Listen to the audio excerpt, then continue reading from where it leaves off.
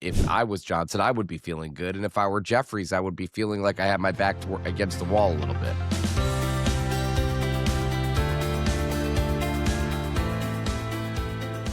Good morning, I'm Anna Palmer. And I'm Jake Sherman. And welcome to the Daily Punch, brought to you by Punchbowl News. It's Monday, May 11th, 2026. Let's get in the mix. Here are your Washington headlines of the day. Number one, where Johnson and Jeffries stand. Number two, problems for funding Trump's ballroom security. And number three, Senator Elizabeth Warren makes moves on the fundraising front.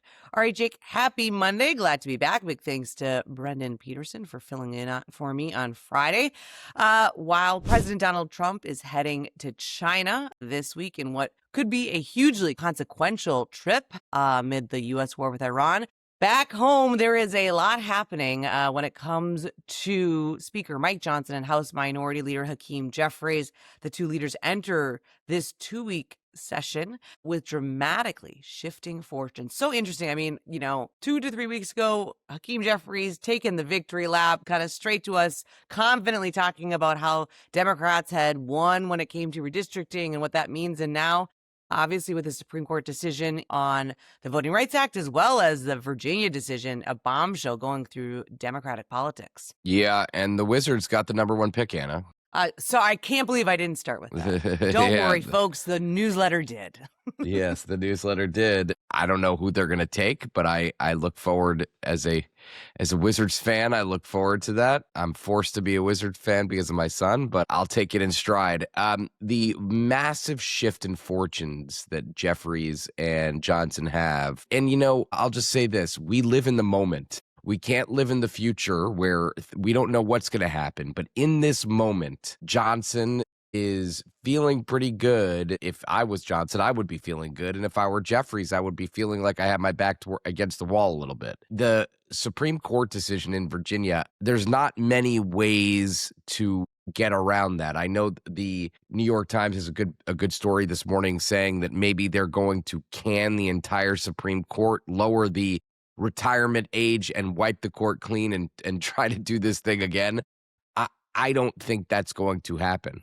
I just don't. I don't think that's tenable. You just look across the board at all the seats that Republicans are now getting because of this decision, or that they might get because of this decision. And if I'm Johnson, I feel pretty good. And if I'm Jeffries, last week was devastating.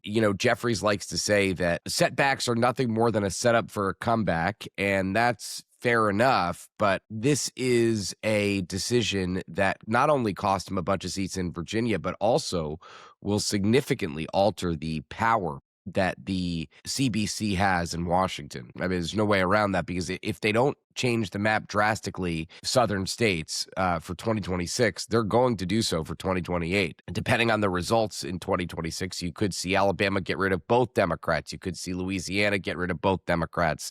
You could see South Carolina get rid of its only Democrat. I mean, you're going to see a significant shift in the South in which red states have zero Black representation. And that's just the reality of it. Now, listen, things aren't hunky-dory for Johnson totally, right? Because Trump is still in the 30s and Republican retirements are at a record high. The deeply unpopular war with Iran is showing zero signs of letting up. Inflation and affordability are still huge issues. Gas is above $4.50. They have a bunch of members with personal or ethics problems. And, at the end of the day, Republicans are basically running on the fact that they passed a tax extender bill a year ago. Is that the position you'd like to be in? Probably not exactly, but you play the cards you have, Anna, and Johnson's cards right now are better. I mean, that's just the reality of it, right? Well, certainly better than they were a couple of weeks ago, right? I mean, I think that's what we're trying to articulate in the top here, right? In this moment, that's right. He's got a lot of headwinds when it comes to all the things you talked about: gas prices, the economy being at a shaky front, Trump's unpopularity. But this is going to be certainly something that puts some wind in his sails as they look to try to kind of keep their endangered majority. But, you talk to some Democrats and they say, okay, well, we won in California. We didn't do as well as some other places. Now it's time to just get the best candidates and fight, right?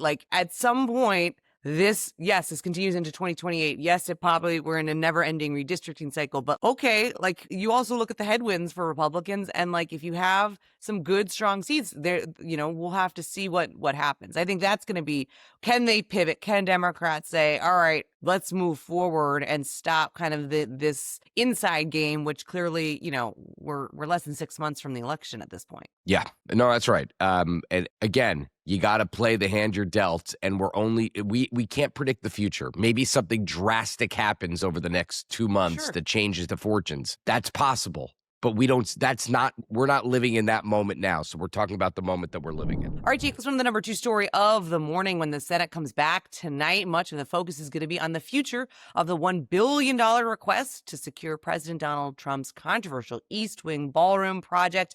The demand is already on thin ice, we report, and Democrats are working to make it politically toxic for vulnerable Republicans ahead of November's elections. Senate Minority Leader Chuck Schumer out this morning with a dear colleague saying, quote, Americans do not need a ballroom, they need relief. Yes, right now, this is one of the biggest issues facing Congress is this $1 billion for a ballroom and to secure, rather, Donald Trump's ballroom. And Chuck Schumer is previewing how Democrats are going to make this an issue. And to be honest with you, I don't think Democrats have to do much because this is an issue. If I had to guess today, this is not going to end up in the reconciliation bill. I just cannot imagine. This is a reconciliation bill that Republicans pitched as being for immigration, right? ICE and CBP, and a 3-year funding for both of those items, not as being for other security matters. And I can tell you, we wrote about this Friday, Anna. I got countless phone calls Friday, text Saturday, over the weekend, and yesterday from a lot of Republicans saying they cannot vote for this thing. They cannot do it, and it needs to come out. And Schumer is going to make this painful. I mean, Americans do not need a ballroom. They need relief, Schumer said.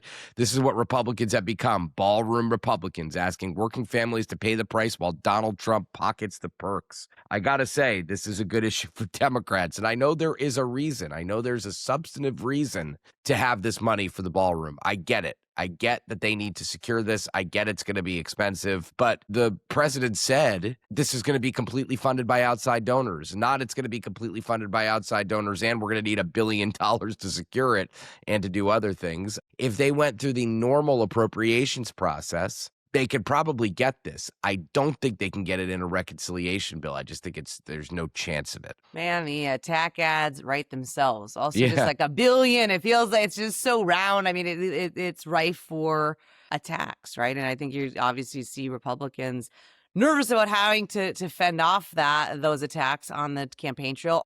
Think of it this way, Anna. Congressman X cut health care and spent $1 billion to secure Trump's ballroom.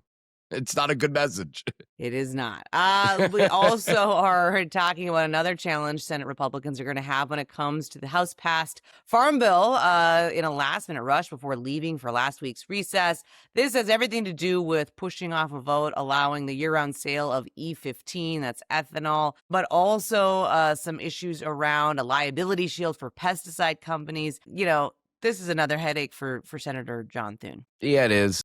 The House passed this farm bill effectively, not with no concern, but they didn't really care much, and they shouldn't really care much about what the Senate wants. Now Thune has to kind of bring it back into line with what he thinks.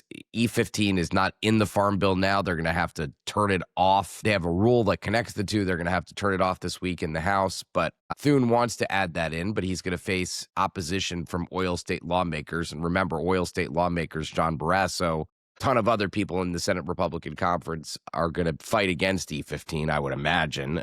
They have in the past. And the pesticide issue is something that caused some problems in the House. It will also cause problems in the Senate, something we'll be watching over the next couple weeks. All right, let's go to the number 3 story of the morning. Senator Elizabeth Warren, the Democrat from Massachusetts, is giving another infusion of cash to state Democratic parties. Warren has raised more than $400,000 for 6 parties in states that have some of the most competitive Senate races in November. That brings her total contributions to state Democratic parties this cycle to more than $800,000. That's a lot of dough. It is a lot of cash. Filed this in the category of, does Elizabeth Warren want to be the next Senate Democratic leader? Yeah. I don't know the answer to that, but this kind of stuff raises those questions. I mean, she's given a lot of money, et cetera, et cetera. And people don't, most people don't do this out of the goodness of their heart. They do it because they want something. So, that's something to keep an eye on over the next couple of months as the Senate Democratic leadership at some point will kind of shift and turn over. Especially considering she's also traveling this cycle to many different places, including Iowa, Minnesota, as well as for New York City Mayor Zoran Mamdani. Very interesting to watch the moves by Warren. We will stay on that going forward. We will leave you there. Thank you so much for listening. We appreciate it. If you like the Daily Punch, share it on social media, tell your friends. It's the best way to find out about us. And of course, you can go deeper on all things Punchbowl News at punchbowl.news. Have a great day and stay safe, everybody.